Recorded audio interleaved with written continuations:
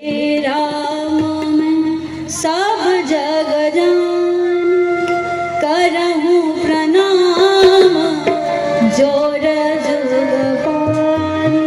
कहा कि कोई भी आकर्षण यदि हमारे चित्त को अपनी ओर खींच रहा है तो उसमें भी भगवान को देखो। सिए राम में सब जग जान।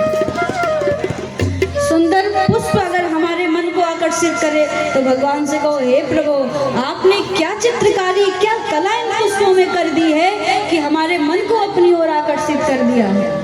आपके द्वारा रची गई कोई वस्तु हमें आकर्षित कर रही है तो प्रभु आपका स्वभाव आपका स्वरूप तो वास्तव में आकर्षणवान होगा।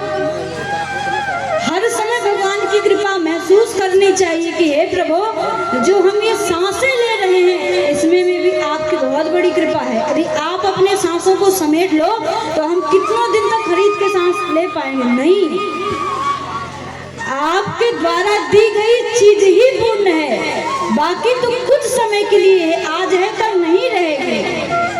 आपके द्वारा जो दिया गया सौंदर्य मोर के पंख में भर दिया है आपने कि हम अगर कितने बड़े भी चित्रकार क्यों ना हो एक अच्छी पेंटिंग बनाएंगे कितने वर्ष चलेगी? 10 साल 20 साल 50 साल, इससे ज्यादा तो नहीं चलेगी।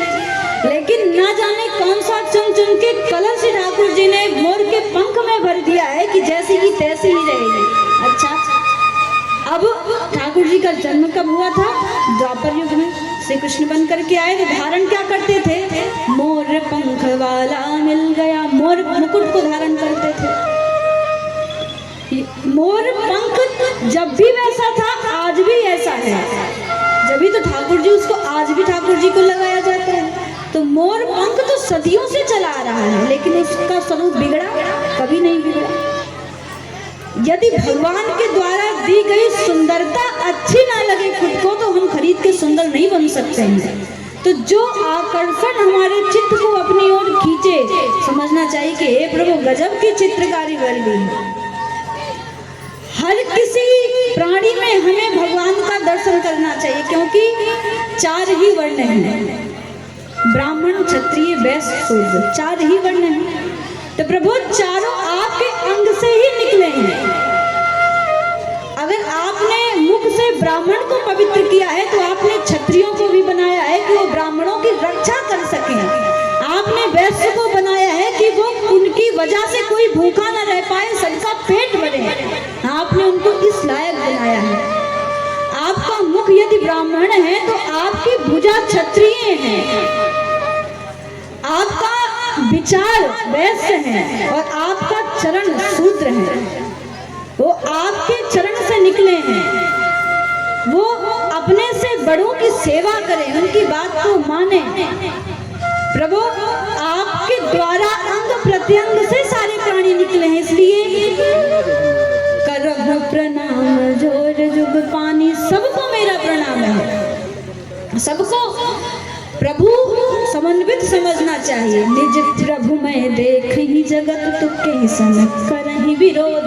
सबको सब में यदि परमात्मा ही देखेंगे तो विरोधी किससे है, वैर ही किससे है? सब में यदि नजर हरि आ रहे हैं तो फिर सब तो भगवान हो गए। और हमें भगवान में ज्यादा विशेष अंतर भी नहीं है, बताया ही था। भगवान भी इसी वपू से जन्म लिया था। अब हम श्री कृष्ण के रूप को देखते हैं चित्रकारी में तो भगवान के पास भी तो 2 कान हैं कि 3 कान हैं? 2 ही। हमने कहीं आगे भी लगा हो आपको दिखा हो। तो भगवान के पास भी 2 कान है, 2 हाथ है, 2 पैर है, 2 आंख है, 1 नाक है, 2 मुंह है, नहीं मुंह भी 1 है। तो भगवान भी बिल्कुल हमारे जैसे लगते हैं। तो प्रभु आपने आपका स्वरूप कृपा से हम मानव ने पाया है तो आप जैसा कुछ कर्तव्य तो करें।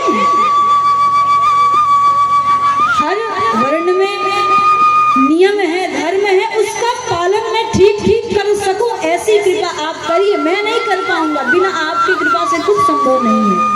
कृपा की शक्ति को देने वाले आप हैं, देनहार कोई और है, भेजत 100 दिन रहने। लोग भरम तापे करे था सो नीचे नैन। बढ़िया छाता लगा के सुनो कथा, सब समझ में आएगी। हम बोले बांके बिहारी लाल की जय।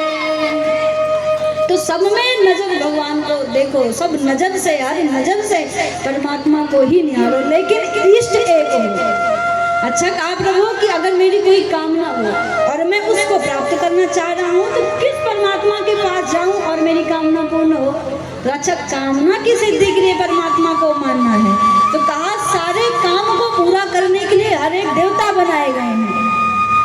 अब हमें जैसे सुंदर बनना है तो हम गंधर्वों की उपासना करें, गंधर्व बहुत सुंदर होते हैं। यदि हमें ज्ञानी बनना है तो हम भगवान सूर्य की उपासना करें। अगर हमें पद प्रतिष्ठा प्रसिद्धि को प्राप्त करना है तो मनुओं की उपासना करें। यदि हमें सुंदर पति चाहिए तो भगवान शंकर की उपासना करें। सारा काम यही करते हैं, वो पति पत्नी सुंदर देने वाला काम उन्हीं पे है। और पत्नी सुंदर चाहिए तो माता पार्वती की उपासना करें। तो जो कामना हमारे जीवन में है उस कामना की सिद्धि के लिए यदि हमें भगवान को भजना है तो एक एक देवता हमारे लिए कार्यरत हैं। हमको सुख, अगर हमारे खेतों में